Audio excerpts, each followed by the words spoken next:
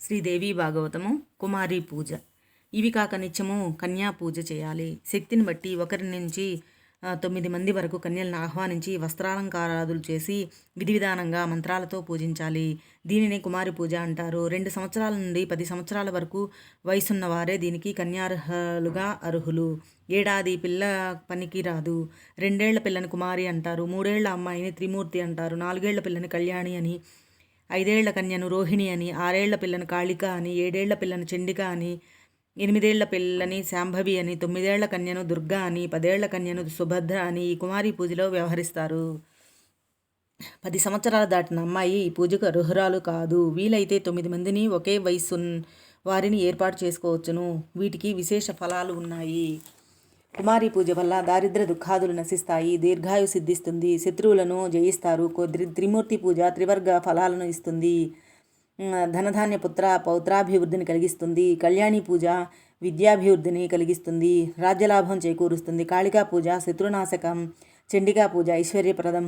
శాంభవి పూజ నృప సమ్మోహకం. అధికారులను లొంగదీసుకోవడానికి ఇది దివ్యౌషధం. దుర్గా పూజ ఉగ్ర పద్ధతిలో అయితే సకల శత్రు వినాశకం. సౌమ్య పద్ధతిలో అయితే సర్వ సుఖప్రదం, స్వర్గ సుఖప్రదం. రోహిణి పూజ సకల రోగ నివారకం. దీర్ఘ రోగాలు కూడా ఉపశమించి పరిపూర్ణంగా ఆరోగ్యం చేకూరుతుంది. సుభద్రా పూజ వల్ల వాంఛితార్థాలు సిద్ధిస్తాయి. వీరిని అమ్మవారికి ప్రతిరూపాలుగా భావించాలి. శ్రీయుక్త నామ మంత్రాలతో కానీ, బీజాక్షర సహితమైన నామ మంత్రాలతో కానీ, నామజపం భక్తి శ్రద్ధలతో ఈ కుమారి పూజ జరపాలి. ఈ 9ంటికి 9 ప్రత్యేక స్తోత్ర శ్లోకాలు ఉన్నాయి. చెబుతాను, ధారణ చెయ్యి. కుమారస్య చ తత్వాని యా సృజత్యపి లీలయా కాదీనపి చ దేవాన్ తాం కుమారీం పూజయామ్యహం సత్యాధిభిస్త్రీమూర్తిర్యా త్రైర్హి నానాస్వరూపిణి త్రికాలవ్యాపిని శక్తి స్త్రీమూర్తిం పూజయామ్యహం కళ్యాణకారిణీ నిత్యం భక్తానాం పూజితా నిశం పూజయామి చ తాం భక్త్యాం కళ్యాణీం సర్వకామదాం రోహయంతీం చ బీజాని ప్రాగ్జన్మ సంచితాని వై యా దేవి సర్వభూతానాం రోహిణీం పూజయామ్యహం కాళీకాలయతే సర్వం బ్రహ్మాండం సచరాచరం కల్పాంత సమయే యా తాం కాళికాం పూజయామ్యహం చండికాం చండరూపాం చ చండముండ వినాశినీం తాం చండ పాపహరిణీం చండికాం పూజయామ్యహం అకారణాత్ సముత్పత్తి యన్మయై పరికీర్తిత యస్యాస్తాం సుఖదాం దేవీం శాంభవీం పూజయామ్యహం దుర్గా త్రాయతి భక్తం యా సదా దుర్గతినాశిని దుర్జేయా సర్వదేవానాం తాం దుర్గాం పూజయామ్యహం సుభద్రాణి చ భక్తానాం కురుతే పూజితా సదా అభద్రనాశినీం దేవీం సుభద్రాం పూజయామ్యహం. కన్యకలను నూతన వస్త్రాలతో, పుష్పమాలికలతో, పరిమళ ద్రవ్యాలతో, సువర్ణాభరణాలతో అలంకరించి ఈ మంత్రశ్లోకాలతో అర్చించాలి. కురూపిణులు, కులహీనులు, గాయాలతో, కురుపులతో, వ్రణాలు ఉన్నవాళ్ళు, రోగవ్యాధి పీడితులు, వికలాంగులను, అక్రమ సంజాతలు ఈ పూజకు కన్యలుగా పనికిరారు. రూపవతి, ఆరోగ్యవతి, ఏకవంశ సంజాత, వ్రణవర్జిత మాత్రమే అర్హురాలు. బ్రాహ్మణ కన్యలను పూజిస్తే సర్వకార్యార్థ సిద్ధి కలుగుతుంది. జయార్థులు క్షత్రియ కన్యలను పూజించాలి. లాభార్థులు వైశ్య కన్యలను, శూద్ర కన్యలను పూజించాలి. బ్రాహ్మణ క్షత్రియులు బ్రాహ్మణ కన్యలను, వైశ్యులు బ్రాహ్మణ క్షత్రియ వైశ్య కన్యలను, శూద్రులు 4 వర్ణాల కన్యలను అర్చించవచ్చు. 9 రోజుల పాటు దేవీ పూజలు చేయలేని అశక్తులు ఎవరైనా ఉంటే వారు అష్టమి రోజున విశేష అర్చనలు చేస్తే సరిపోతుంది. అది భద్రకాళిక జగన్మాత జన్మించిన రోజు. కోటాను కోట్ల యోగినులు కలిసి జన్మించి దక్షాధ్వర ధ్వంసం చేసింది భద్రకాళి. అందుకని అష్టమి పూజ విశేషం. గంధమాల్యాను లేపాలతో, ఫలపుష్ప హారాలతో, హోమాలతో, బ్రాహ్మణ పూజలతో, పాయస మిషాది నైవేద్యాలతో, అమిషం అంటే మాంసం జగదంబికను సంతోషపరచాలి. 9 రోజుల పాటు ఉపవాసాలు ఉండలేని వారు 3 రోజులు ఉపవాసం ఉన్నా సరిపోతుంది. సప్తమి, అష్టమి, నవమి ఈ 3 రోజులు అతి ముఖ్యాలు, అతి పవిత్రాలు. నిత్య పూజలు, హోమాలు, కుమారి పూజలు, బ్రాహ్మణ భోజనాలు వీటితో ఈ వ్రతం సంపూర్ణమవుతుంది. మిగతా వ్రతాలు, దాన ధర్మాలు ఇక ఏవి దేవీ నవరాత్రి వ్రతంతో సరికావు, సాటిరావు. ధనధాన్య సుఖ సంతోష ఆయుర ఆరోగ్యప్రదమైన వ్రతం ఇదొక్కటే. స్వర్గదాయకం, మోక్షదాయకం. విద్యార్థులు, ధనార్థులు, పుత్రార్థులు ఈ వ్రతాన్ని చేసి నిస్సందేహంగా గొప్ప ఫలితాలు పొందుతారు. విద్యార్థికి సర్వ విద్యలు కరతలమలకాలవుతాయి. రాజ్యభ్రష్టుడికి అనాయాసంగా సింహాసనం లభిస్తుంది. పూర్వజన్మలో ఈ వ్రతం చేయని వాళ్ళు ఈ జన్మలో వ్యాధి పీడితులుగా, దరిద్రులుగా, పుత్రహీనులుగా బాధపడుతూ ఉంటారు. గొడ్రాలు కనిపించినా, వితంతు కనిపించినా గత జన్మలో దేవీ పూజ చెయ్యని మనిషి అని గ్రహించు. ఇహంలోనూ పరంలోనూ దివ్యభోగాలు కావాలని కోరుకునే వారందరూ నవరాత్రి దీక్షతో దేవీ వ్రతం చెయ్యాలి. చేయకపోతే ఇహపరాలు రెండింటా కష్టాలు తప్పవు. త్రిమూర్తులు, అష్టదిక్పాలకులు, సూర్యచంద్రులు, సకల దేవతలు భక్తి శ్రద్ధలతో చండికాదేవిని అర్చిస్తున్నారంటే మానవ మాతృ రక్షించకపోతే ఎలాగా? స్వాహ, స్వద అని దేవీనామాలతో యజ్ఞయాగాదులతో హోమాలు చేస్తుంటే దేవతలు, పితృదేవతలు ఎంతగానో సంతోషిస్తారు. బ్రహ్మదేవుడు లోకాలను సృష్టిస్తున్నాడన్నా, విష్ణుమూర్తి రక్షిస్తున్నాడన్నా, శివుడు కల్పాంతంలో హరిస్తున్నాడన్నా అంతా శాంభవి మహిమ. ఈ సృష్టిలో దేవి అంశ లేని పదార్థం లేదు, ప్రాణి లేదు. అటువంటి చండికను నవరాత్ర దీక్షతో అర్చిస్తే మహాపాతకాల నుంచి కూడా విముక్తి లభిస్తుంది. సుఖ సంతోషాలు వర్ధిల్లుతాయి. ఇసుమంతైనా సందేహం లేదు. సుశీలుడు కథ. పూర్వకాలంలో ఒకప్పుడు కోసల దేశంలో ఒక వైశ్యుడు ఉండేవాడు. సత్యసంధుడు, శాంత స్వభావుడు, దగాలు మోసాలు తెలియనివాడు, దానదయ ధర్మశీలుడు, అసూయ లేనివాడు. అందరూ ఇతడి గుణగణాలను మెచ్చి సుశీలుడని పేరుతో పిలిచేవారు. గుణాలలో సంపన్నుడే గాని ధనాలలో నిరుపేద. దానికి తోడు అధిక సంతానం. అడవికి వెళ్ళి కాయలు పళ్ళు ఏరి సాయంత్రానికి ఇంటికి తెచ్చేవాడు. అందరూ తలా ఒకటి తిని ఇన్ని మంచినీళ్ళు తాగి పడుకునేవాళ్ళు. పెద్దమ్మాయికి ఎలాగో కష్టపడి పెళ్లి చేశాడే గాని అల్లుడు కూతురు తన ఇంట్లోనే ఉంటున్నారు. వీడికి తోడు మనవడు ఒకడు. ఎప్పుడు ఇల్లంతా కేగల్లోమంటూ ఉండేది. మనుమడు ఆకలి వేసి ఏడిస్తే కోరింది తెచ్చి ఇవ్వలేక ఓరబెట్టలేక అయ్యేవాడు. ఒకరోజున ఉక్రోషం పట్టలేక పసిబిడ్డల్ని కొట్టి ఏకాంతంలో ఎంతగానో దుఃఖించాడు. ఆ పసిబాలుడు ఎటు వెళ్ళిపోయాడో ఆచూకీ లేదు. ఇదిలా ఉండగా రెండవ ఆడపిల్ల పెళ్లికి ఎదిగింది. 11వ ఏడు వచ్చేసింది. అది దాటేలోగా పెళ్లి చేయలేకపోతే కన్యాదాన ఫలం దక్కదని మరొక కొత్త దిగులు పట్టుకుంది వైశ్యుడికి. అతి కష్టంగా ఈశ్వరోమంటూ కాలం గడుస్తుంది. ఒకరోజున వీధి వెంట పెడుతూ ఒక బ్రాహ్మణుడు కనిపించాడు. అతన్ని చూడగానే ఎందుకో మరి సుశీలుడికి తన గోడు వెళ్ళబోసుకోవాలనిపించింది. వెళ్ళి నమస్కరించి అంతా వివరంగా చెప్పుకున్నాడు. మహానుభావా, నాకేమో అత్యాశలు లేవు. కోట్ల రూపాయలు నాకు వద్దు. రత్నరాశులు, బంగారు కాసులు కోరను. నాకు నా వాళ్లను ఆకలి బాధ తీరితే చాలు. కనీసం రోజుకి ఒక పూటైనా 5,000 నోటికి వెళితే చాలు. ఇంతకన్నా నేను కోరేదేమీ లేదు. ఈ దారిద్రం తీరే ఉపాయం ఏదైనా చెప్పు. మంత్రమో, తంత్రమో, జపమో, తపమో, నోము, వ్రతమో ఏదో ఒకటి ఉపదేశించి శక్తి మేరకు భక్తి శ్రద్ధలతో చేస్తాను. తమరు వేదాంతవేత్తలు, మహాతపస్సులు, మీకు చాలా విద్యలు తెలుసు. దయచేసి ఏదైనా ఒక దారి చూపించండి. ఇదిగో సాష్టాంగపడుతున్నాను. సుశీలుడిలా ప్రార్థించేసరికి ఆ బ్రాహ్మణుడికి దయ కలిగింది. దేవీ నవరాత్రి వ్రతం చెయ్యమని ఉపదేశించాడు. పూజన, భోజన, హవన, పారాయణలతో శ్రద్ధగా చెయ్యమన్నాడు. వేద పండితులను పిలవమన్నాడు. ఇంతకు మించిన వ్రతం భూగోళంలో లేదు. నీ దారిద్ర్యం తీరిపోతుంది. ఇది జ్ఞానసుఖ మోక్షప్రదమైన ఉత్తమ వ్రతం. తేలికగా చేయవచ్చు. నాశకము, మిత్రవర్ధకము. రాజభ్రష్టుడై అడవులకు వచ్చిన రాముడు సీతను రావణాసురుడు అపహరించుకుపోగా ప్రసవణాద్రిపై విరహ వేదనతో వర్షఋతువును గడిపి శరదృతువుగా రాగానే ఈ నవరాత్ర వ్రతాన్ని శ్రద్ధగా చేశాడు. దాని ఫలితంగా సీతమ్మ జాడ తెలిసింది. సేతువు నిర్మించాడు. రావణ కుంభకర్ణులను సంహరించి మళ్ళీ సీతాదేవిని అయోధ్య సామ్రాజ్యాన్ని పొందగలిగాడు. ఇంత దివ్యశక్తి కలిగినది ఈ వ్రతం కాబట్టి మణిగ్వర నువ్వు కూడా చెయ్యి. నువ్వు నీ కుటుంబము సుఖ సంతోషాలను పొందుతారు అని వ్రత మహత్యాన్ని క్లుప్తంగా చెప్పాడు ఆ బ్రాహ్మణుడు. అయితే మహానుభావ, మీరే నా గురువులు. అంబికా దివ్య మంత్రం ఉపదేశించండి. నా శక్తి మేరకు నవరాత్రోత్సవాలు చేస్తాను అని సుశీలుడు ప్రాధేయపడ్డాడు. బ్రాహ్మణుడు ఉపదేశించిన మాయా బీజాక్షరమైన దివ్యమంత్రాన్ని స్వీకరించి తదేక దీక్షతో జపిస్తూ శక్తివంచన లేకుండా యథావిధిగా నవరాత్రం చేశాడు. సుశీలుడు క్రమం తప్పకుండా ఏటేటా చేస్తున్నాడు. 9వ సంవత్సరం నవరాత్రులు జరుపుతుండగా మహాష్టమి నాటి అర్ధరాత్రి జగదీశ్వర సుశీలుడికి స్వప్నంలో సాక్షాత్కరించింది. అనేక వరాలను ప్రసాదించి కృతకృత్యుడిని చేసింది. వ్యాసమహర్షి, ఈ వ్రతాన్ని శ్రీరామచంద్రుడు చేశాడని ఆ విప్రుడు చెప్పాడు కదా, ఏ విధానంగా చేశాడు, ఎందుకు చేశాడు, రాజ్యభ్రష్టుడయ్యాడని, సీతనెవరో అపహరించాడని అతడు అన్నాడు. ఆ విశేషాలన్నీ వినాలని ఉంది. శ్రమ అనుకోకుండా క్లుప్తంగానైనా చెప్పి పుణ్యం కట్టుకోవా? జనమేజయుడిలా ప్రశ్నిస్తున్నాడని వ్యాసుడు ఊహించినట్టున్నాడు. ఒక చిరునవ్వు విసిరి రామకథను అందుకున్నాడు. సౌనకాది మహాముల్లారా, వ్యాసుడు చెప్పిన రామకథ ఇది. శ్రద్ధగా ఆలకించండి. రామకథ. దశరథుడనే మహారాజు అయోధ్య పట్టణ రాజధానిగా ప్రజా పరిపాలన సాగిస్తున్నాడు.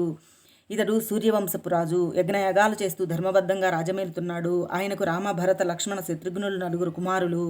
కౌసల్యాసుతుడు రాముడు, కైకేయి కొడుకు భరతుడు, సుమిత్ర వాళ్ళ పిల్లలు లక్ష్మణ, శత్రుఘ్నులు.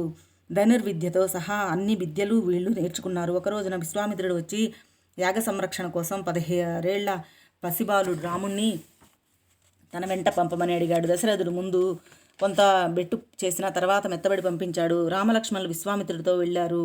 దారిలో రాముడు ఒకే ఒక బాణంతో తాటకను సంహరించాడు. సుబాహుని సంహరించాడు. మారీచుడిని ఎగరగొట్టాడు. యాగ సంరక్షణ చేశాడు. అటు నుంచి కౌశికుడితో కలిసి మిథిలా నగరానికి వెళ్ళాడు. దారిలో అహల్యకు శాప విమోచన కలిగించాడు. శివధనుర్భంగం చేసి రాముడు సీతను వివాహం చేసుకున్నాడు. లక్ష్మణుడు ఊర్మిళను పరిణయమాడాడు. జనకుడు సోదరుడు కుశధ్వజుడు ఆయన కూతుళ్లను మాండవి శృతకీర్తులను భరత శత్రుఘ్నులు చేతబట్టారు.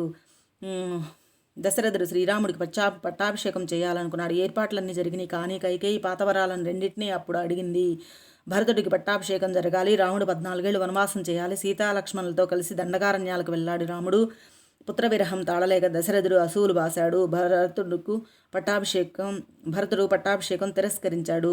పంచవటిలో రామలక్ష్మణులు శూర్పణఖకు ముక్కు చెవులు కోసేశారు. ఖరాది రాక్షసులు 14,000 మంది దండెత్తి వస్తే రాముడొక్కడు అనాయాసంగా సంహరించి విజయలక్ష్మిని వరించాడు. రాక్షస సంహారానికి సంతోషించిన మునులంతా వీరిని దీవించారు. శూర్పణఖ లంకకు వెళ్లి తన సోదరుడు రావణునికి విషయమంతా విన్నవించింది. సీతాపహరణానికి ప్రోత్సహించింది. దశకంఠుడు మారీచుడి ఆశ్రమానికి వచ్చి అతన్ని బంగారు లేడిని చేసి రాముణ్ణి అడవిలోకి దూరం తీసుకుపోయేటట్టు పథకం వేశాడు. బంగారు లేడిని చూసి సీతాదేవి ముచ్చటపడింది. తెమ్మని రాముణ్ణి కోరింది. రాముడు ఏమీ ఆలోచించకుండా దాని వెంటబడ్డాడు. అది మాయలేడి చిక్కలేదు. చివరకు రాముడు బాణం వేశాడు. ఆ మాయలేడి ప్రాణాలు వదులుతూ హా లక్ష్మణ అని బిగ్గరగా రామకంఠంతో అరిచింది. అది విన్న జానకి సౌమిత్రిని సహాయం వెళ్ళమంది. నిన్ను ఒంటరిగా విడిచి వెళ్ళను, రాముడుకి ఏ ప్రమాదము జరగదు అని సౌమిత్రి చెప్పినా సీత వినిపించుకోలేదు. పైగా శంకించి తోలనాడింది. విధిలేక లక్ష్మణుడు సీతను ఒంటరిగా వదిలి వెళ్ళాడు. రావణుడు భిక్షుకు రూపంలో సీతాదేవిని సమీపించాడు. ఆమె కథ అంతా అడిగి తెలుసుకున్నాడు. నిజరూపం చూపించాడు. లంకేశో హం మరాళాక్షి శ్రీమాన్ మండోదరీపతి త్వర్తే తు కృతం రూపం మయేస్తం శోభన కృతే. నీ స్వయంవరానికి మీ తండ్రి నన్ను కూడా పిలిచాడు. అయితే చాపానికి భయపడి నేను రాలేదు. అప్పటి నుంచి నీ మీద నాకు మనసుంది. నన్ను చేపట్టు. నీ కష్టాలు ఏమీ పడతావు. నాతో వచ్చి దివ్య భోగాలు అనుభవించు. నీకు తక్కినవి అవే కానీ ఈ కష్టాలు కడగండ్లు కావు. నువ్వు ఇలా వనవాసం చేస్తున్నావని తెలిసి అలనాటి నా అనురాగాన్ని మళ్ళీ స్మరించుకొని నీ కోసం వచ్చాను. నా శ్రమను సఫలం చెయ్యి. వనేత్రం సంస్థితా స్తృత్వా పూర్వానురాగమోహితః ఆగతో స్మృసితాపాంగీ సఫలం కురుమే శ్రమం. ఈ రూపానికి, ఈ ప్రసంగానికి సీతాదేవి భయవిహ్వలయ్యింది. ధైర్యం కూడా తీసుకొని కఠినంగా బదులు చెప్పింది. పౌలస్య, ఏమిటి నీకు ఈ దుర్బుద్ధి? నేనెవరనుకుంటున్నావు? జనక మహారాజు గారి కూతుర్ని, వేసిని కాదు. నా రాముడు వచ్చి నిన్ను చంపకముందే లంకకు పారిపో. నా కోసమని అనవసరంగా చచ్చిపోకు అంటూ సీతాదేవి తన పర్ణశాల లోపలికి అగ్నిహోత్రం సన్నిధికి వెళ్ళిపోయింది. రావణుడు వెంబరించి బలాత్కారంగా పట్టుకుని రథంలో కూర్చోబెట్టుకున్నాడు. రామ లక్ష్మణ అంటూ సీతాదేవి దారుణంగా విలిపించింది. రథం ఆకాశానికి లేచింది. లంక వైపు దూసుకు వెళుతోంది. జటాయువు ఎదిరించి నిహతుడయ్యాడు. సీతను తీసుకుని వెళ్ళి రాముడు లంకలో అశోకవనంలో కూర్చోబెట్టాడు. రాక్షసి గణాలని కాపలా ఉంచాడు.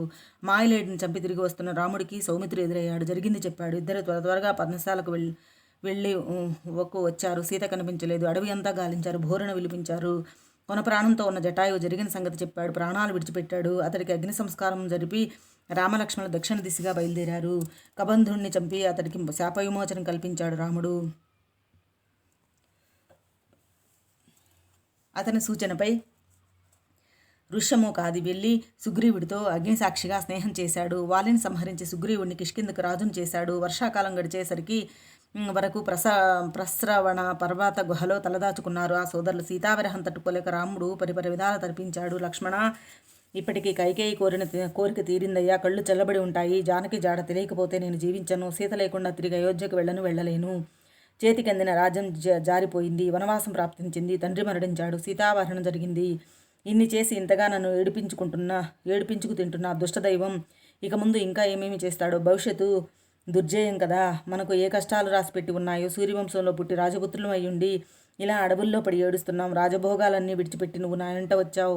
నీ తలరాత అలా ఉంది. ఏమి చేస్తావు? అనుభవించు. దుఃఖాలు దిగమింగుకో. త్వమపి భోగాంస్తు మయా సహ వినిర్గతాః దైవయోగాచ్చ సౌమిత్రే భుంక్ష్వం దుఃఖ దురత్వయం. తమ్ముడు, మన వంశంలోనూ నా అంతటి అదృష్టవంతుడు దుఃఖభాజనుడు మరొకడు గతంలో లేడు, భవిష్యత్తులో ఉండడు. ఏమీ చేయడానికి దారి కనపడటం లేదు. ఈ దుఃఖసాగరం నుంచి బయటపడటానికి తరుణోపాయం కనిపించడం లేదు. నువ్వు తప్ప నాకు మరో సహాయకుడన్నా లేడు. ఎవరిని ఏమని ఏమి ప్రయోజనం? నా తలరాత ఇలా ఉంది అంతే. నన్ను వివాహం చేసుకుని వైదేహి కష్టాల పాలయ్యింది. లంకేశ్వరి ఇంట్లో ఎంతగా విలిపిస్తుందో ఏమో. పరమ పతివ్రత సుశీల రావణునికి లొంగదుగాక లొంగదు. అతడు బలాత్కారం చేస్తే ప్రాణాలైనా వదిలేస్తుంది తప్ప స్వేరినిలా ప్రవర్తించదు. అతడికి లొంగదు. త్వజేత్ ప్రాణాన్నియం తృత్వే మైథిలి భరతానుజ న రావణస్య వశగా భవేద్వితి సునిశ్చితం. జానకి మరణిస్తే నేను మరణిస్తాను. ఈ ప్రాణాలతో, ఈ శరీరంతో నాకు ఏమీ పని లేదు. రాముడు ఇలా విలపిస్తుంటే లక్ష్మణుడికి దుఃఖం ముంచుకొచ్చింది. అయినా నిబ్బరించుకొని అన్నగారిని ఓదార్చాడు. సౌమిత్రి ఓదార్పు. అగ్రజ, ఏమిటి ఈ బేలతనం? నీ వంటి మహావీరులు ఇలా నీరుగారిపోతే ఎలా? ధైర్యం తెచ్చుకో. ఆ రాక్షసాదముడు రావణుణ్ణి సంహరించి సీతాదేవిని నేను తీసుకొని వస్తాను. అధైర్యపడకు. నీ వంటి ధీరులు ఆపదల్లో సంపదల్లోనూ ఒకే రీతిగా నిశ్చలంగా ఉండాలే కానీ సామాన్యులాగా చెలించిపోతే ఎలా? సంయోగ వియోగాలు, దైవాధీనాలు జరుగుతూ ఉంటాయి. దుఃఖపడి ప్రయోజనం ఏమిటి? ప్రస్తుతం మనకి రోజులు బాగోలేదు. అందుకని రాజ్యహాని, వనవాసం, సీతాపహరణం, కష్టాల పాలయ్యాము. మంచి రోజులు వస్తాయి. అప్పుడు అన్నీ మనకు అనుకూలంగా పరిణమిస్తాయి. రాజ్యాదధ్యా వనే వాసో వైదేహ్యా హరణం యథా తథా కాలే సమీచీనే సంయోగోసి భవిష్యతి. కష్టయోగం ఎలా తప్పించుకోలేకపోతున్నామో అలాగే సుఖయోగము తప్పించుకోలేం. ఆ రోజులు వస్తాయి. లక్ష్మీ సీతాదేవి లభించి తీరుతుంది. దుఃఖపడకు. కొంచెం ఓపిక పట్టు. సుగ్రీవుడి వానర సైన్యం దశ దిశలకు వెళుతోంది. సీతమ్మ జాడ తెలుసుకొని వచ్చి మనకు చెబుతారు. అప్పుడు నేను స్వయంగా వెళ్ళి ఆ రాక్షసుని చంపి సీతాదేవిని తీసుకొస్తాను. లేదా భరతుడినో జనక మహారాజునో ససైన్యంగా రమ్మని రావణుని మీదకి దండెత్తి సంహరించి జానకీదేవిని తెస్తాం. మరవంశంలో రఘు మహారాజు కేవలం ఒకే ఒక్క రథంతో బయలుదేరి దశ దిశలు జయించాడు. అలాంటి వంశంలో జన్మించి నువ్వు ఏమిటి ఇలా డీలా పడిపోతున్నావు? నేను ఒక్కడనే సకల సురాసులను జయించగలను. అటువంటిది సహాయుడుగా ఉండి ఒక్క దుష్టరాక్షసుని సంహరించలేనా రఘురామా? సుఖం తర్వాత దుఃఖం, దుఃఖం తర్వాత సుఖం చక్రనేమి క్రమంలో వస్తుంటాయి. అంతేకాక ఏ ఒక్కటో కలకాలం ఉండిపోదు. అయితే కష్టాల్లో సుఖాల్లో వచ్చినప్పుడు మనోధైర్యాన్ని పోగొట్టుకుంటే ఇక ఆ మనిషి శోకసాగరంలో మునిగిపోతాడే తప్ప ఎప్పుడూ సుఖపడలేడు. ఆ మాట మర్చిపోకు. సుఖస్యానంతరం దుఃఖం, దుఃఖస్యానంతరం సుఖం. చక్రనేమిరి వైకం తన్న భవేద్రఘునందన మనో తికాతరం యస్య సుఖ దుఃఖ సముద్భవే సశోకసాగరే మగ్నో న సుఖీ స్యాత్కదాచవ. ఇంద్రుడంతటి వాడికే సింహాసనం పోయింది. సహుషుడు అధిష్ఠించాడు. ఇంద్రుడు భయపడి వారిపోయి కొన్ని సంవత్సరాల పాటు అజ్ఞాతవాసం చేశాడు. నహుషుడేమో సుఖాలను కన్నుగానక మహర్షులను అవమానించి శచీదేవిని కాంక్షించి సర్వభ్రష్టుడయ్యాడు. శాపాలకు గురి అయ్యాడు. అందుచేత కష్టాలకు దుఃఖపడకూడదు. గట్టెక్కే ఉద్యమం చేయాలన్నయ్య. నువ్వు అన్నీ తెలిసిన వాడివి, జగదేక వీరుడవి. నీకు నేను చెప్పాలా? ఇలా దుఃఖించడం ఎంతమాత్రమూ సమంజసంగా లేదు. ధైర్యం తెచ్చుకో. దుఃఖాన్ని, కాతర భావాన్ని, పిరికితనాన్ని మనస్సు నుంచి దులిపేసుకో. లక్ష్మణ ప్రబోధంతో రాముడు శోకం నుంచి తేరుకున్నాడు. ధైర్యం కూడగట్టుకున్నాడు. మామూలు మనిషి అయ్యాడు.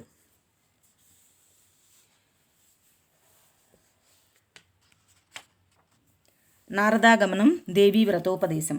సరిగ్గా అదే సమయానికి నారదుడు తన మహాతి వీణతో బృహాద్రథ సామను పలికించుకుంటూ ఆకాశం నుంచి దిగి వచ్చాడు. రాముడు లేచి నిలబడి స్వాగత సత్కారాలు జరిపాడు. పాద్యాలు ఇచ్చి పూజించాడు. శిలావేదికపై కూర్చోబెట్టాడు. చేతులు కట్టుకొని చెంత నిలబడ్డాడు. ఇద్దరిని కూర్చోమన్నాడు. నారదుడు కుశల ప్రశ్నలు వేశాడు. రఘువర, సురలోకంలో ఉన్నాను. పరమ సాధ్వి సీతాదేవి రావణాసురుడు అపహరించుకొని వెళ్ళాడట. మూర్ఖుడు తనకి మరణమని తెలుసుకోలేక అపహరించాడు రామ. అసలు నువ్వు జన్మించిందే రావణ సంహారం కోసం. ఇందుకే సీతాపహరణ జరిగింది. పూర్వజన్మలో వైదేహి ఒక ముని కన్యక, గొప్ప తపస్విని. రావణుడు కామాంధుడై అప్పుడు ఆమెను వాంఛించాడు. నాకు భార్యవు కమ్మని నిరోధించాడు. జుట్టు పట్టుకున్నాడు. తపస్వినికి కోపం వచ్చింది. రావణ స్పర్శతో కలుషితమైన శరీరాన్ని అగ్నికి ఆహుతి చేయాలని నిశ్చయించుకొని రావణ్ణి శపించింది. దుర్మార్గుడా, నీ నాశనం కోసం నేను మళ్ళీ పుడతాను, అయోనిజగా జన్మిస్తాను అంటూ అగ్నిలో దూకేసింది. అదిగో ఆ తపస్విని సీతగా జన్మించింది. రమాంస సంభూత. ఒళ్ళు మరిచి సర్పాన్ని దండంగా వేసుకున్నట్టు రావణుడు వంశనాశనం కోసం సీతాదేవిని అపహరించాడు. మరో రహస్యం విను. నువ్వు సాక్షాత్తు విష్ణుమూర్తివి, చావు పుట్టుకలు లేనివాడివి. అయితేనేమి దేవతల ప్రార్థనను మన్నించి రావణ వధ కోసం రఘురాముడిగా అవతరించావు. మానవ జన్మ ఎత్తేవు కాబట్టి మానవుడిగా విలపిస్తున్నావు అంతే. ధైర్యం వహించు. అక్కడ లంకలో సీతాదేవి రేయింబవళ్ళు నిన్నే ధ్యానిస్తూ నీ రాక కోసం ఆశగా ఎదురుచూస్తోంది. పరురాలై సాధ్వీ నియమాలను పాటిస్తూ నీ కోసం విలపిస్తుంది. ఇది అంతా దేవతల కోసం జరుగుతోంది కనుక దేవేంద్రుడు స్వయంగా కామధేనువు పాలను బంగారు గిన్నెలో సీతాదేవికి పంపించాడు. ఆ అమృతాన్ని జానకీమాత స్వీకరించింది. ఇక ఆకలి దప్పులు బాధలేదు. నేను వెళ్ళి చూసి మరీ వచ్చాను. అది అలా ఉంచు. రావణాసురుడు సామాన్యుడు కాదు, మహాబలశాలి, వరిగర్విష్ఠుడు. అతన్ని సంహరించేందుకు నేను ఒక ఉపాయం చెబుతాను, ఆలకించు. ఇదిగో ఆశ్వీజమాసం వచ్చింది, శరదృతు ప్రారంభం. ఇప్పుడే ఆరంభించి దేవీ నవరాత్ర వ్రతం శ్రద్ధగా చెయ్యి. ఉపవాస దీక్షతో నిర్వహించు. జపాలు హోమాలు జరిపించు. జగన్మాతకు జంతుబలి ఇవ్వు. ఇది కామ్యార్చన, కోరికలు సిద్ధిస్తాయి. దశాంశం హవనం చెయ్యి. ఈ వ్రతాన్ని పూర్వకాలంలో త్రిమూర్తులు దేవేంద్రుడు చేసి అమోఘ వరాలను పొందారు. భృగు, వశిష్ఠ, బృహస్పతి, విశ్వామిత్రుదాదులు అందరూ ఈ వ్రతం చేసిన వారే, సిద్ధులు పొందిన వారే. కష్టాలలో ఉన్నవారు తప్పనిసరిగా చేయవలసిన వ్రతం ఇది. అందుచేత రావణ వధ కోసం నువ్వు ఈ వ్రతాన్ని చేసి తీరాలి. వృతాసురుడిని సంహరించడానికి వెళుతూ ఇంద్రుడు చేశాడు. త్రిపురాసుని సంహరించే వేళ శివుడు చేశాడు. మధుకైటభ సంహారం కోసం విష్ణువు చేశాడు. అందుచేత విద్యుక్తంగా నువ్వు చెయ్యి. తేలికగా విజయం సాధించగలుగుతావు. నారద, ఎవరు ఆ దేవి? ఆవిడ ప్రభావం ఏమిటి? ఆవిడ జన్మ ప్రకారం ఏమిటి? ఈ వ్రతాన్ని ఎలా చేయాలి? పేరేమిటి? ఇవన్నీ సమగ్రంగా వివరించు దేవర్షి. రామ, ఈ దేవి ఆదిపరాశక్తి సనాతని, సర్వకామద, పూజించిన వారి దుఃఖాలను చిటికలో తొలగిస్తుంది. చరాచర జగత్తు అంతటికీ ఆది కారణం, త్రిమూర్తులకు ఆదిదేవత. ఆమె అనుగ్రహం, ఆమె శక్తి లేకుండా బ్రహ్మాది దేవతలు స్పందించనైనా స్పందించలేరు. కారణం సర్వజంతూనాం బ్రహ్మాదీనం రఘుద్వహ తస్యాహ శక్తిం నినా కోపి స్పదితుం న క్షమో భవేత్. విష్ణుమూర్తిలో పాలనాశక్తి ఆమె, మా తండ్రిలో సృజన శక్తి ఆమె, రుద్రుడిలో సంహారక శక్తి ఆమె. ఈ సృష్టిలో ఏ చిన్న వస్తువైనా సరే ఆమె, అది ఆవిడ శక్తియే, ఆవిడ ఉత్పత్తియే. ఈ త్రిమూర్తులు, ఈ సూర్యచంద్రులు, ఈ భూగోళంలో ఇవి ఏవీ లేనప్పుడు కూడా మహాదేవి పూర్ణ ప్రకృతిగా పరాత్పరుడితో కలిసి విహరిస్తూ ఉంది. నిర్గుణ స్వరూప తాను సగుణ స్వరూపగా మారి ముల్లోకాలను సృష్టించింది.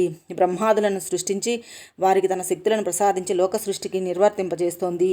ఆ ఆదిపరాశక్తిని తెలుసుకుంటే జన్మ సంసార బంధనాల నుంచి ముక్తి లభిస్తుంది. ఆవిడ పరా విద్య, వేదాధ్య, వేదకారిణి. బ్రహ్మాది దేవతలు ఆవిడ గుణాలను, పనులను తెలుసుకొని అసంఖ్యాకంగా దివ్యనామాలను కల్పించారు. అకారం మొదలు క్షకారం వరకు ఉన్న అచ్చులను, హల్లులను, గుణింతాలను కలుపుకుంటూ వెడితే ఎన్ని పదాలు తయారవుతాయో అన్ని నామధేయాలు ఉన్నాయి ఆవిడికి. అక్షరాదిక్షరా కాంతై స్వర్తైర్వర్ణైస్తు యోజితై అసంఖ్యేయాని నామాని భవంతు రఘునందన. రఘువర, క్లుప్తంగా పూజా విధానం చెబుతున్నాను తెలుసుకో. సమతుల్యంలో పీఠం చేసి జగదింబను ప్రతిష్ఠించాలి. 9 నాళ్ళు ఉపవాసం చేయాలి. నేను పురోహితుడుగా దగ్గర ఉండి జరిపిస్తాను. దేవకార్యం కోసం ఈ పాటి సాయం చేయలేనా? ఉత్సాహంగా ఉంది. ఆచార్యోహం భవిష్యామి కర్మణ్యస్మిన్ మహీపతే. దేవకార్య విధానార్థముత్సాహం స్రకరోమ్యహం. దాశరథికి దేవీ దర్శనం. జనమేజయ, నారదుడే పూనుకున్నాక ఇక లోటేముంది? రాముడు ఉత్సాహంగా నవరాత్ర వ్రతం చేశాడు. పీఠం పెట్టి జగన్మాతను ప్రతిష్ఠించాడు. హోమము, మంత్రజపము, బలిదానము జరిగాయి. ఉపవాస దీక్షతో, భక్తి శ్రద్ధలతో నిత్యార్చనలు జరుపుతున్నాడు. అష్టమి నాడు రాత్రి స్వప్నంలో జగదంబకు దర్శనం అనుగ్రహించింది. సింహరూఢుడై గిరి శృంగంపై నిలబడి మేఘ గంభీర కంఠంతో జగదీశ్వరి పలికింది. రామ రామ మహాబాహో తుష్టాస్మధ్య వ్రతేనతే ప్రార్థయస్య యస్వరం కామం యత్తే మనసి వర్తతే. మహావీర రఘురామ, నీ భక్తి శ్రద్ధలకు మెచ్చాను. కావలసిన వరం కోరుకో, ఇస్తాను. నువ్వు నారాయణాంశ సంభూతుడవు. రావణవధ కోసం దేవతల కోరిక మీద మానవుడిగా జన్మించావు. పూర్వకాలంలో మత్స్యాది అవతారాలు ధరించి దుష్ట శిక్షణ చేశావు, శిష్య రక్షణ చేశావు. వేదాలను రక్షించింది నువ్వే. కశ్యప రూపం ధరించి మందర పర్వతాన్ని ఎత్తావు. వరాహ రూపం ధరించి మేదిని కోరపై నిలబెట్టావు. నరసింహావతారం ధరించి హిరణ్యకశిపుడిని చీల్చి చెండాడావు. ప్రహ్లాదుని కాపాడావు. వామనావతారంలో బలిచక్రవర్తిని కికూరించి త్రివిక్రముడిగా విభజించావు. పరశురాముడిగా క్షత్రియులను జయించి భూమినంతటినీ కశ్యపుడికి ధారపోశావు. ఇప్పుడు దశరథరాముడుగా జన్మించావు. రావణ పీడితుడైన దేవతలు నిన్ను ప్రార్థిస్తే ఈ అవతారం ధరించావు. దేవాంశ సంభూతులైన కపీశ్వర్లు నీకు ఈ మహాకార్యంలో సహాయపడతారు. వారికి నా సంఖ్యాంశ ఉంటుంది. ఆదిశేషుడు లక్ష్మణుడుగా అవతరించాడు. అతడు ఇంద్రజిత్తుని సంహరించడం కోసమే జన్మించాడు. రామా, నీకు జయం కలుగుతుంది. పాపిష్టి రావణుని సంహరించి సుఖంగా రాజ్యపాలన సాగించు. 11,000 సంవత్సరాల పాటు నీ పాలన నడుస్తుంది. అప్పుడు తిరిగి వైకుంఠానికి వెడుదు గాని జనమేజయ. ఈ మాటలు చెప్పి సింహవాహన అదృశ్యమయ్యింది. రాముడు సంతుష్టాంత రంగుడై వ్రతాన్ని దీక్షతో పూర్తి చేశాడు. దానాలు, అన్న సంతర్పణలు యథాశక్తిగా నిర్వహించాడు. విజయదశమి నాడు వానరసేనతో లంకాపట్టణంపైకి దండయాత్ర సాగించాడు. సేతుబంధనం చేసి లంకలో ప్రవేశించి రావణుని సంహరించాడు. లోకంలో ఎన్నో పురాణాలున్నాయి. అవి ఏ దేవి భాగవతానికి సాటిరావు. ఇది శ్రోతలకు విశేష ఫలదం, భక్తి ముక్తిప్రదం. సంత్యన్యాని పురాణాని విస్తరాణి బహూని చ శ్రీమద్భాగవతస్యాస్య న తుల్యా నీతిమేమతి. శ్రీ దేవీ భాగవతము 3వ స్కందం సమాప్తం.